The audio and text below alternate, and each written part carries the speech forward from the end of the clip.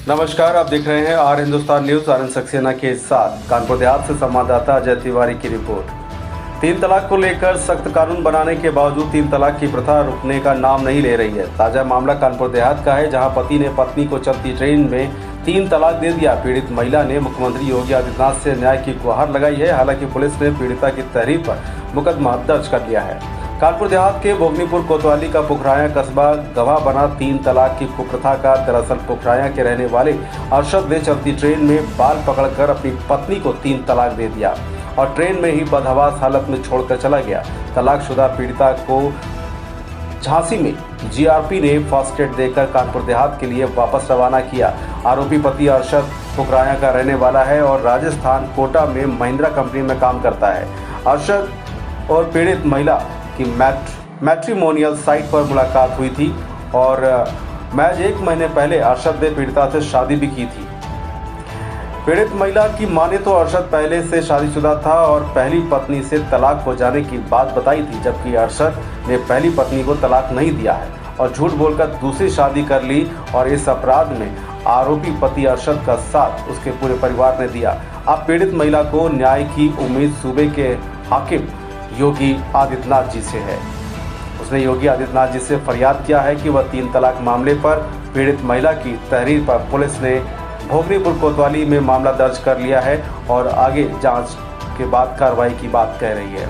सरकार द्वारा 3 तलाक को सख्त कानून बनाए जाने के बावजूद 3 तलाक के मामले रुकवाने का नाम, यानी कि जो मामले हैं 3 तलाक के, वो रुकने का नाम नहीं ले रहे हैं। जरूरत है 3 तलाक देने वाले और महिलाओं की जिंदगी बर्बाद करने वाले लोगों पर प्रभावी कार्रवाई किए जाने की, जो 3 तलाक देने की सोचने वाले लोगों के लिए एक मिसाल बने। फिलहाल आप सुरक्षित रहिए, जुड़े रहिए आर हिंदुस्तान से। नमस्कार। मेरा नाम अफसाना खान है और मैं कोटा की रहने वाली हूँ। मेरी शादी 12 जनवरी मोहम्मद अरशद के साथ हुई, जो कि टेक महिंद्रा में एज नेटवर्क इंजीनियर जॉब करते हैं। उनकी लोकेशन गुरुग्राम है, पर वो वर्क फ्रॉम होम करते हैं, तो वो भोपाल से काम करते हैं। शादी के बाद अरशद और मेरी ज़िंदगी शुरू हुई और 18 तारीख जब हम सारा सामान लेने के लिए गए घर का, तो अरशद ने वहाँ पे जाके मेरा कार्ड स्वाइप किया और उसको लिखा कि तुम्हें इसका पैसा तुम्हें ही भरना पड़ेगा, मैं नहीं भरूँगा। ये सब सारी चीज़ें जब मैंने देखने लगी और मैंने अपनी सास से इस चीज़ के लिए बात किया, तो उन्होंने कहा लड़की अपने घर से कुछ तो सामान लेकर के आती है, तुम तो खाली हाथ आ गई। फ़कीर भी अपनी बेटी को कुछ न कुछ तो देता ही है, तुम्हें तो कुछ भी नहीं दिया गया। मुझे ये समझ में नहीं आ रहा कि लड़कियों को इस तरीके से क्यों प्रताड़ित किया जाता है, क्यों इस तरीके से परेशान किया जाता है। मुझे ये समझ नहीं आया। मैंने उनसे बोला भी इस चीज़ के लिए कि अम्मी आप इस तरीके से क्यों बात करें, कोई डिमांड थी तो आपको मुझे बताना चाहिए था। सारी सिचुएशन जब घर में प्रॉब्लम होने लगी, उसके बाद मेरे भाई भाभी आए और वो मुझे कोटा लेकर के चले गए।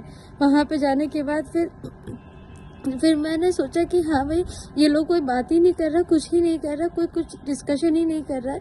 उसके बाद जब मैंने राब्ता करने की कोशिश की, तो राब्ता करने में जब इन लोगों ने मुझे कुछ नहीं बताया, तो इनकी जो पहले शादी हो रखी थी, तो उस शादी पे मैंने बात किया कि इनकी क्या तलाक हुई भी है या नहीं हुई, तो पता चला कि उनकी तलाक भी वहाँ से नहीं हुई है, वहाँ से उनकी शादी ऑलरेडी वो भी चल रही थी और इन्होंने झूठ बोल करके मुझसे यहाँ पे शादी की। शादी करने के बाद जब मैं पुखराया आई, अपने ससुराल में आई बात करने के लिए, तो पुखराया में आने के बाद मुझे यहाँ के एसआई साहब ने यहाँ पे घर पे बैठ करके सारा सुलह सब कुछ कर दिया। सुलह करने के बाद उन्होंने कहा कि अरशद आप इन्हें लेकर के जाइए भोपाल और आप हम लोग अपनी लाइफ जीजिए। मैं अरशद के साथ हर चीज़ में कॉम्प्रोमाइज़ करने के लिए तैयार थी, हर चीज़ में। बस मैंने कहा था अरशद आप मुझे छोड़िएगा नहीं, मुझे आप छोड़ के कभी मत जाइएगा। मैं हर चीज़ में कॉम्प्रोमाइज़ करने के लिए तैयार थी। अरशद और हम लोग कल सुबह ट्रेन में बैठे पुखराया से भोपाल के लिए।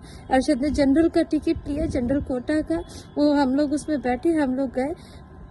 मुझे 1-1.5 घंटे के बाद टॉयलेट आई, हम पहुंचे ही थे। मुझे टॉयलेट आई, मैंने कहा अरशद आप ज़रा सामान देख लीजिएगा, और मैं टॉयलेट करने के लिए गई तो वो पीछे अपना सामान, अपना बैग उठा करके लेते हुए आ गए और बैग लेकर। तो मैंने पीछे मुड़ के देखा, अरशद आप कहाँ जा रहे हो? तो कहने लगे कि तुम कहाँ जा रही हो? मैंने बोला मैं तो टॉयलेट करने जा रही हूँ, बताया ना आपको कि मैं तुझे नहीं रखूँगा, मुझे तुझे नहीं रखना, ना मैं तुझे साथ रहूँगा, ना मैं तुझे अपने पास रखूँगा, और तू मेरी ज़िंदगी से चली जा, तू अपने घर जा, मैं अपने घर जा रहा हूँ। और और मेरा बाल पकड़ के उन्होंने नोचा और बोला कि मैं तेरे साथ नहीं रहूंगा, मैं तुझे तलाक देता हूँ, तलाक देता हूँ, तलाक देता हूँ। मैंने कहा अर्शद अभी ये सब बात मत करो, ये सब बात करने का ये अभी कोई टाइम नहीं है, अभी हम ट्रेन में हैं, अभी हम भोपाल चलते हैं, बैठ के बात कर लेते हैं। ऑलरेडी सारी लिखा पढ़ी करके हम आए हुए हैं, तो अभी ये बात करने का कोई तरीका नहीं है। इस तरीके से मैं टॉयलेट कर आती हूँ, फिर अपन बात करते हैं। मैं बाथरूम गई, बाथरूम से बाहर निकली, अर्शद गायब हो गया अपना बैग लेकर के। मैंने पूरा ट्रेन ढूंढा, सब कुछ ढूंढा। मैंने आरपीएफ को कॉल किया, आरपीएफ ने मुझे मेडिकल ट्रीटमेंट दिया, आरपीएफ ने मुझे झांसी में उतारा, झांसी में अरशद को ढूंढा, अरशद कहीं नहीं मिले। फिर उसके बाद आरपीएफ ने मुझे झांसी से बिठाया पुखराया के लिए, और फिर मैं पुखराया पहुंची। मैं गुहार करती हूँ यूपी से, मैं गुहार करती हूँ योगी आदित्यनाथ जी, मैं आपसे गुहार करती हूँ कि लड़कियों की जिंदगी क्या इतनी आसान है। कोई भी आए, कोई भी इस्तेमाल करे, कोई भी छोड़ के चला जाए, कोई भी तलाक देते, ये किस तरीके की जिंदगी है। मैं आपसे रिक्वेस्ट करती हूँ कि आप इनको कड़ी से कड़ी सजा दें जो लड़कियों की जिंदगी खराब करते हैं। इसलिए पहले भी एक लड़की की जिंदगी खराब की, उसने फिर मेरी जिंदगी भी खराब कर रहा है, और इसमें सारा इनका घर वाले इसमें पूरा का पूरा साथ दे रहे हैं इस चीज़ के लिए। मैं आपसे रिक्वेस्ट करती हूँ कि आप प्लीज़ आप इस सब चीज़ों को देखिए। मैं गुहार करती हूँ कि लड़कियों की ज़िंदगी को सेव कीजिए, ये तलाक जैसी चीज़ को दूर कर दीजिए, प्लीज़ दूर कर दीजिए, लड़कियों की ज़िंदगी को बचा लीजिए। आप सभी को अवगत कराना है कि एक महिला जो कि मूल रूप से राजस्थान की रहने वाली है तथा जिसका विवाह मोहम्मद अरशद पुत्र नफीसुल हसन निवासी कस्बा पुखराया थाना भोगनीपुर जनपद कानपुर देहात के साथ हुआ था, ने थाना भोगनीपुर पर उपस्थित आकर के एक लिखित प्रार्थना पत्र प्रस्तुत किया, जिसमें उसके द्वारा अपने पति व ससुराल पक्ष के लोगों द्वारा दहेज हेतु प्रताड़ित किए जाने व अपने पति मोहम्मद अरशद द्वारा 3 तलाक दिए जाने संबंधी कतिपय आरोप अंकित किए गए थे। उक्त प्राप्त तहरीर पर थाना भोगनीपुर पर मुकदमा अपराध संख्या 138/24 पंजीकृत किया गया है। अभियोग उपरोक्त विवेचनाधीन है, जिसके संबंध में पुलिस अधीक्षक महोदय द्वारा संबंधित अभियोग का शीघ्रातिशीघ्र विधिक आधारों पर निस्तारण किए जाने हेतु संबंधित विवेचक को निर्देशित किया गया है। अन्य सभी वैधानिक कार्यवाहियां प्रचलित हैं।